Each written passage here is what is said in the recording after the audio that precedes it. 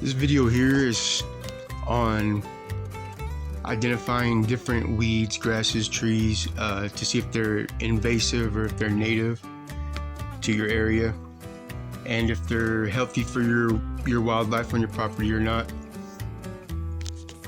But first, I have a neat little story to tell.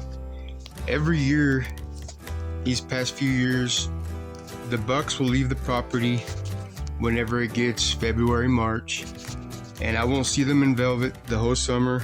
They'll show back up in September, and that's when I get the surprise to see how they look, as they get older.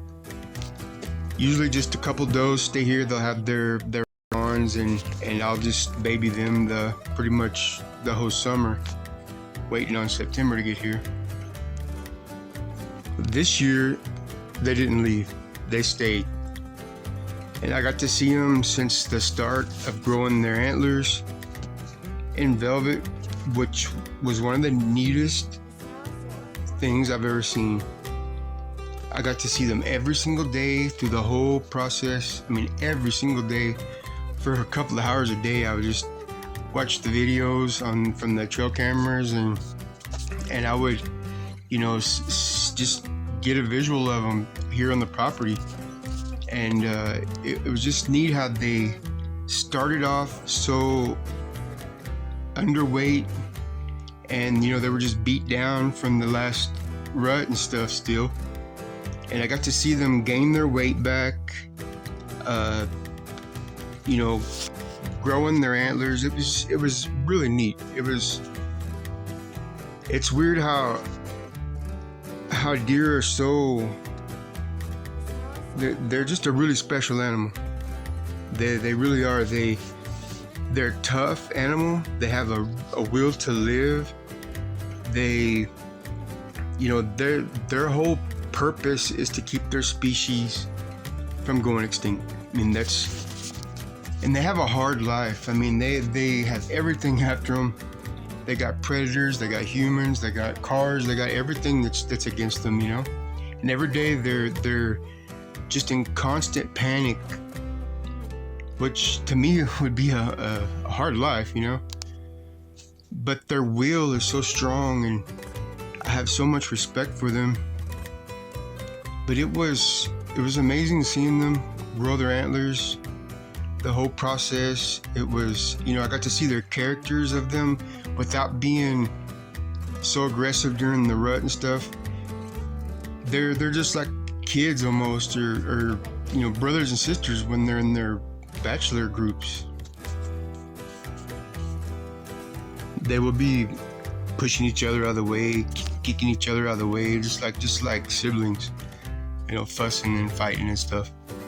But I never get to see them this way.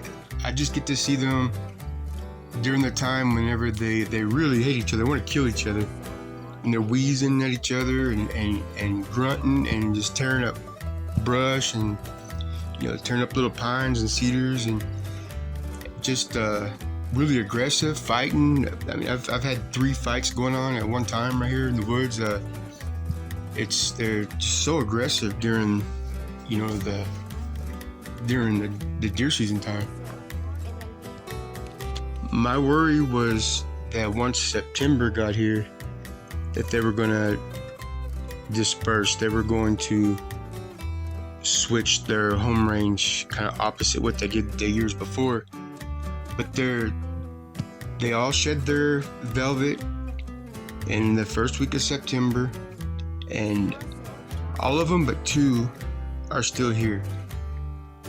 And they've split up the bachelor group, and they've all kind of took their normal, what they do in September. They'll take their own ridge.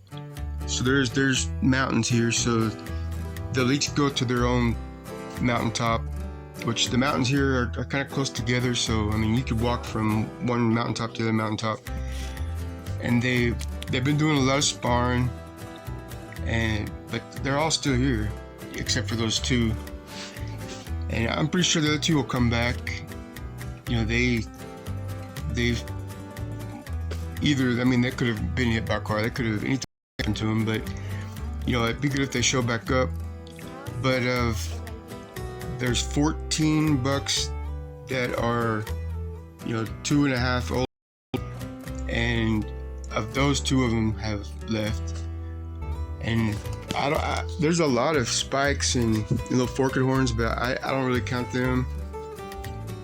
But they're all still here, which is good. I mean, it's good news. Something else that amazes me is how a wild animal is able to almost be a person's therapy. I mean, if life's hard, you know, they're just watching them and just seeing them. It takes stress away. It just takes the bad stuff away, you know, and it allows you to be at peace. You know, it just amazes me how they can do that. Anyways, it's been an amazing experience.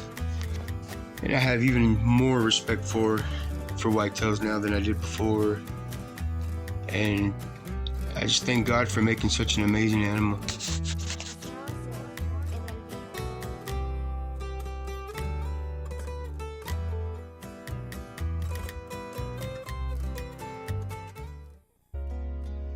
I have a little tip on identifying species of plants and trees. Some of you might know this, but some people might not know, and this might help them out. Just take a picture of the leaf of whatever plant it is and go to your Google homepage, look for the little camera icon, and then you'll have your photos, or you can take a picture of the plant then, and then it'll do an internet search and it'll bring up what plant it is, and it'll tell you information on it from botanists and from wildlife management biologists also. Species such as these that I showed you, sumac and the purple passion flower, aren't necessarily the best food source for wildlife, but they do have their purpose. And I'll show you an example right now of screening and cover. You can see how good a cover they make and screen for the wildlife to live in. But species such as this, the Cerisa lespedeza, is a horrible plant to have on your property. You can see the information from the wildlife biologist that it gives, that it's unpalatable, which means it tastes like shit to them, and it doesn't have no nutrients for them. It's a low forage quality, which it does nothing for them healthy wise. Deer need good forage. They need good vegetation that's got good protein, good nutrients for them. For the mother's milk, for the doe's milk, for her fawns, for them to grow, they don't have much time until it's going to be winter time. They need to be up to weight, up to size, or they won't survive the winter. And it all depends on the forage that she eats and that they eat. And you know, they're just going to be a more healthy animal. Deer are a real special animal. Their body fights cancer, it fights bone diseases. They're the only species that can do that. And I mean, the bucks, they need it for their antler growth, because they're trying to grow their bodies and bones at the same time and grow antlers. So if you want them to have bigger antlers, you got to give them quality forage. And they need it for carbohydrates. They need the proteins. They need everything to survive and to be a healthy animal. It also shows right here how it'll compete with all the native vegetation and it'll kill it out. And if you don't have good native vegetation on your property, you won't have no deer. The deer won't live there, and if they lose it, they'll leave. They'll move away. The 10-acre field where these bucks mainly stay most of their time, I burn on rotation, so I can use prescribed fire to fight invasives, but also keeping them cover.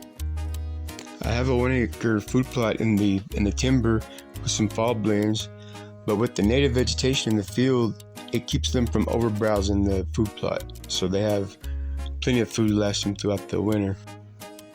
Thank you for watching, and God bless you.